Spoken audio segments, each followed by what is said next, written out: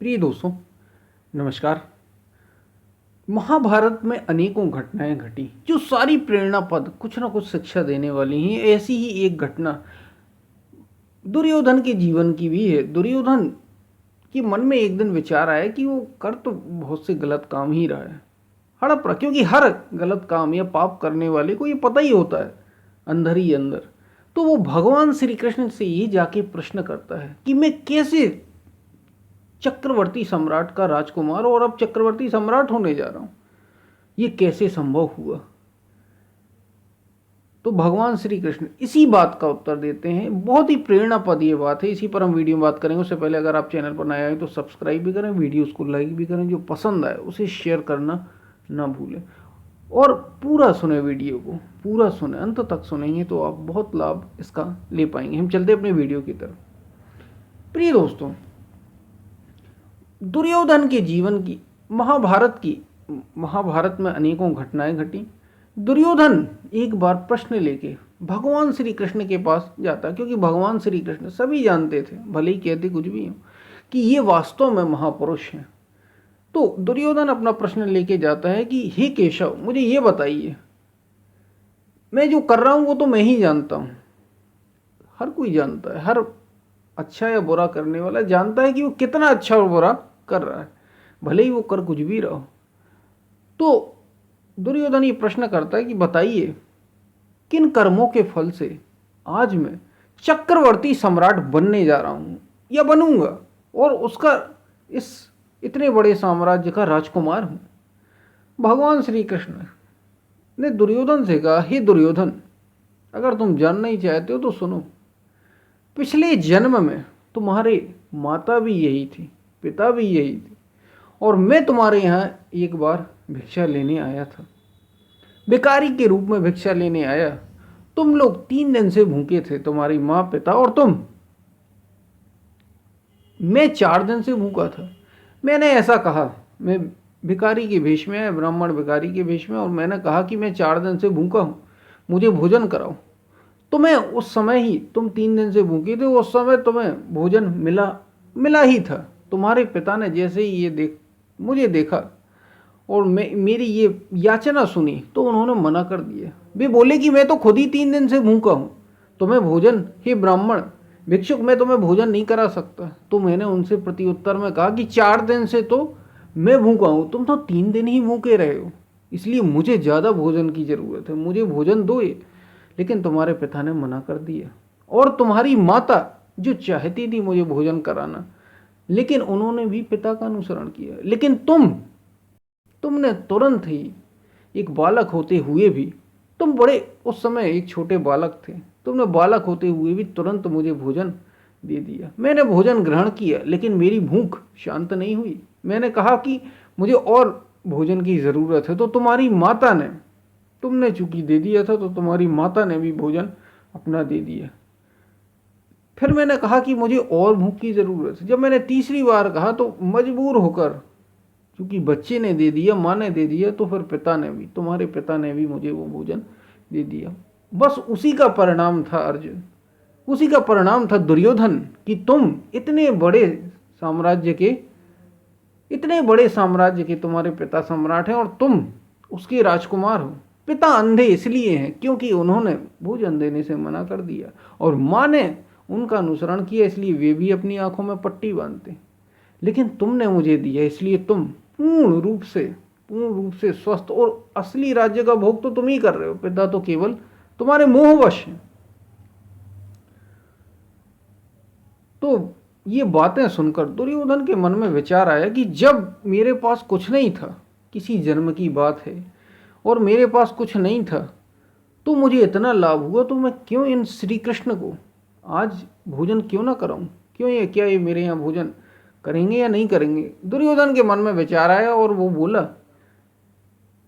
उसने एक बार और सोचा, और चूंकि वो लालची स्वभाव का तो था ही, तो उसके मन में ये भी विचार आया कि अगर मैं इन्हें अभी भोजन करा दूं तो पता नहीं आगे कौन सा फल मुझे मिलेगा। इसी लालचवश दुर्योधन ने भगवान श्री कृष्ण से कहा कि क्या आप मेरे साथ भोजन अभी करेंगे?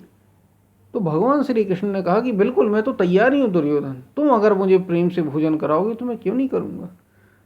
तो वो बोले, दुर्योधन ने कहा ठीक है, तो आने वाले 2 दिन बाद आपकी भोजन, आपका निमंत्रण है, आपको आना है, दिन में 12 बजे आप और मेरे खाने के बाद ही सभी भोजन करेंगे।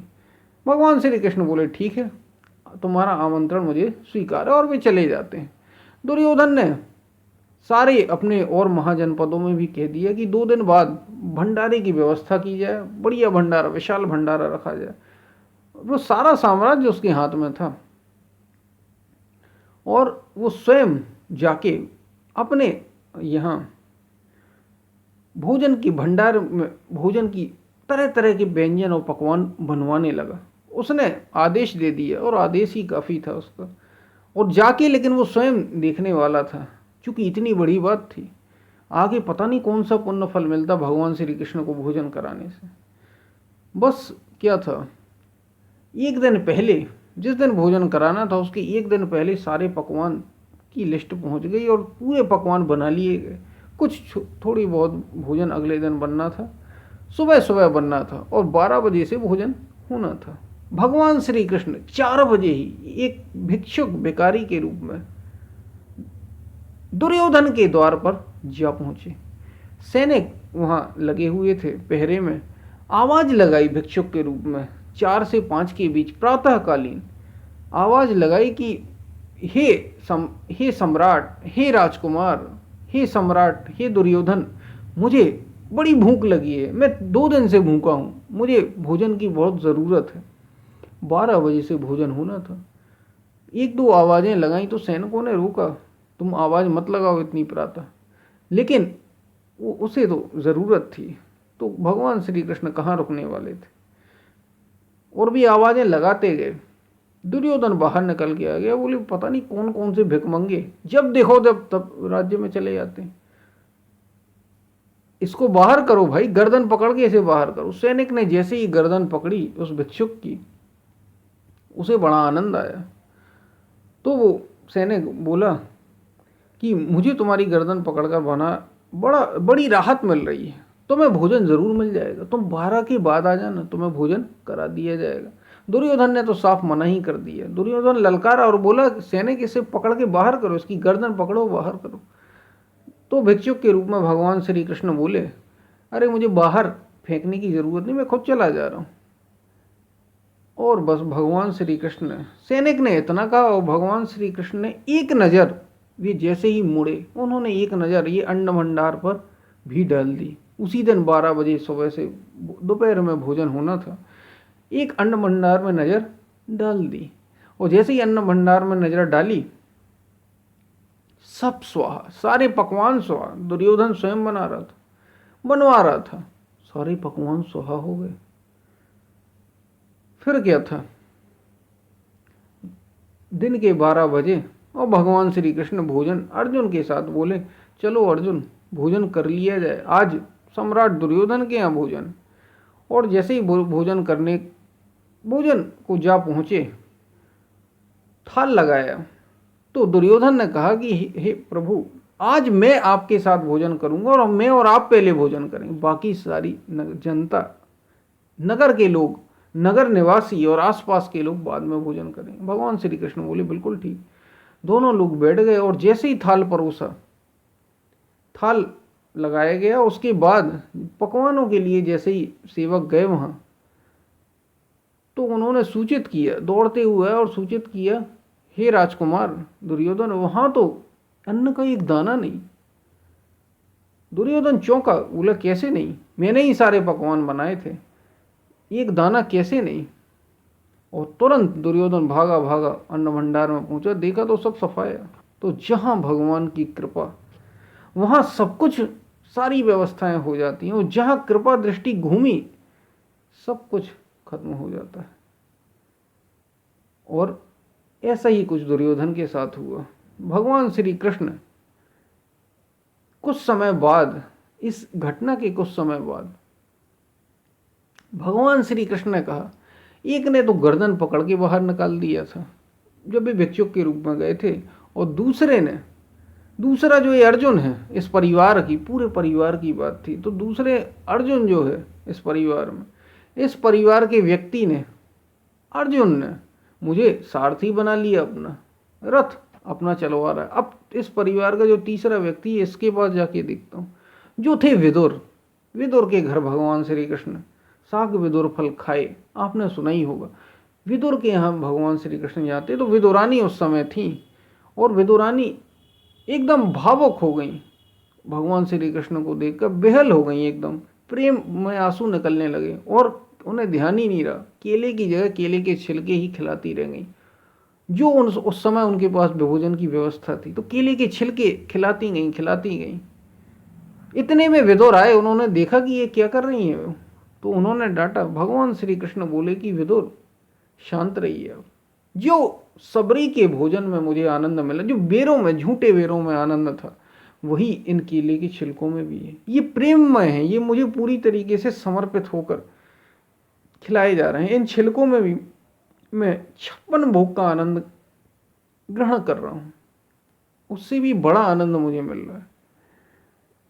और फिर क्या था, दुर्योधन से जैसी दृष्टि फेरी भगवान श्री कृष्ण ने, आप सभी जानते हैं महाभारत के युद्ध में, उसके कुछ समय बाद ही एक कुल में कोई बचा नहीं जिसने भगवान श्री कृष्ण को बाहर फेंक दिया, जो भिक्षुक के रूप में, जो एक लालसा करके ही दुर्योधन कामना कर रहा था।